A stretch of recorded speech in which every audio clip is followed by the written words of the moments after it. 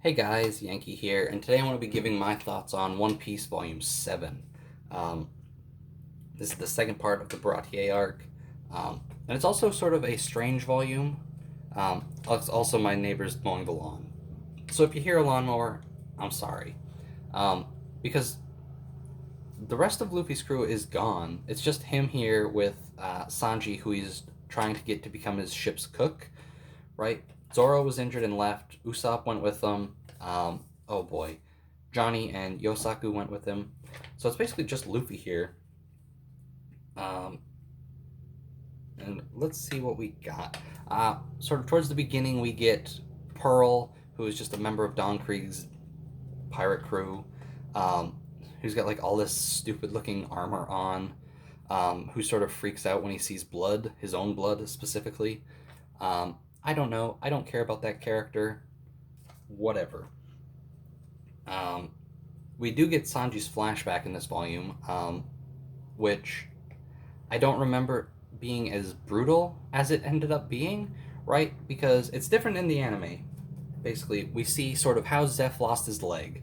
In the anime, it is he dives off the ship after it wrecks to save Sanji as a kid.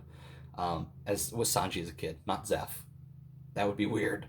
Um, so basically, kid Sanji falls off a boat into the water. Zeph jumps in to save him because they had the same dream, right? To find the All Blue. And in the anime, Zeph's leg gets stuck, and he grabs an anchor, ties it around his leg, and then the weight of the anchor sort of rips it off.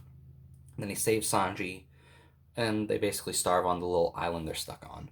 Um, but I remember in the manga, Zeph eats his own leg. But I don't remember it being as sort of violent as it is, right? In the flashback, we see Zeph give Sanji the food, tell him, go over there, don't come to me unless you see a boat or whatever. And then he goes off. And I thought that was it. And then, like, I thought we got to the end and Sanji goes to steal the food, finds that Zeph had no food at all anyway, and then sees that he had eaten his leg. No, Zeph takes a rock and smashes his leg. I don't remember that at all. Um, so, so that was a bit of a surprise when I got to that part. Um, but anyway, we also got Gin, who I don't know. I don't know if people like Gin. I don't like Gin. He's kind of annoying. Where he's kind of wishy washy, right? Like I can't hurt Sanji. He helped me a lot, but also, oh, Don Krieg, I love you even though you've tried to kill me a few times. So I'll do whatever you tell me to. I don't know. I don't like Gin. Um, Maybe if he picked a side and just sort of stayed with it. If he said, "Hey, I'm not going to hurt anyone," and then just stayed to the side, that would be good. If he said, "Look, I'm going to help Don Krieg, but I don't want to," that would be good. But he doesn't. He's sort of again wishy washy about it, and I don't like him. Um, that's basically it. We see a little like basically the fights in this are Sanji versus Pearl. Um, Luffy tries to attack Don Krieg a few times, doesn't really get very far. Uh, Gin takes out Pearl, and then, well, first of all, Gin had Zeph at gunpoint, so Sanji couldn't do anything, so he was just getting a beating. And then Gin basically gets, I don't know, Gin decides, all right, I'm not going to let Pearl kill Sanji, I'll do it myself. But then Gin can't kill Sanji, and then Don Krieg uses poison gas. That's the volume, um, and the flashback. So this is the first volume where like enough happened, right? I wasn't disappointed when I finished this. I wanted to read more, um, but sitting here thinking about it, like not a whole lot actually happened.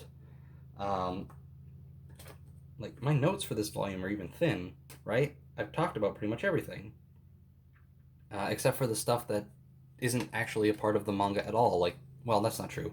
We've got the Buggy sort of cover story, which what happened in it? We had Buggy eating with the beautiful woman, and then we went to Buggy's crew where they're sort of competing to see who the next captain will be. And it turns out it's Richie the Lion. He ends up being the captain. Um, that's all that happened there, which is fine. The sort of cover stories are always sort of like that, where, like, again, you only get like 5 or 6 of them a volume, so you're not going to get a lot of story there. But that's basically it for that volume. We got the first popularity poll, um, which I didn't write down all the people. I just wrote the top 3. Luffy number 1, Zoro number 2, Shanks number 3. Every popularity poll, I'll probably bring it up because I'm sure it's going to fluctuate a lot.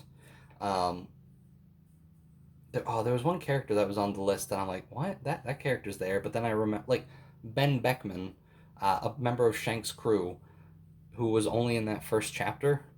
Like, he's on the list, but it's because we're so early on and there aren't actually all that many characters yet.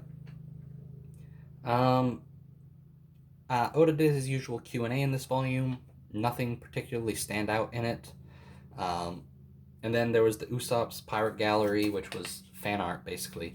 And there was some neat stuff in there. And I don't know when this volume came out. Like, I want to say 90s. I can't remember if One Piece started in 96 or 97. So I'm going to say it was either in 97 or 98 this volume came out. So, like, all the 13 and 14-year-olds that were in that are now almost 30.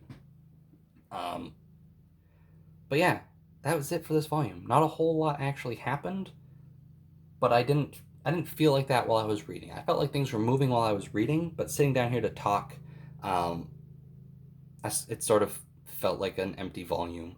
Um, so I don't know. Is this a good standalone volume? I'll say yes, because again, as I was reading it, I was sort of flying through it, and I wanted to read more after I finished. So I'll say this was a fine standalone volume, even if sort of once you look back on it, not too much happened, but what did happen felt good while reading it. So anyway, that's going to do it for this video, guys. I'll see you next time.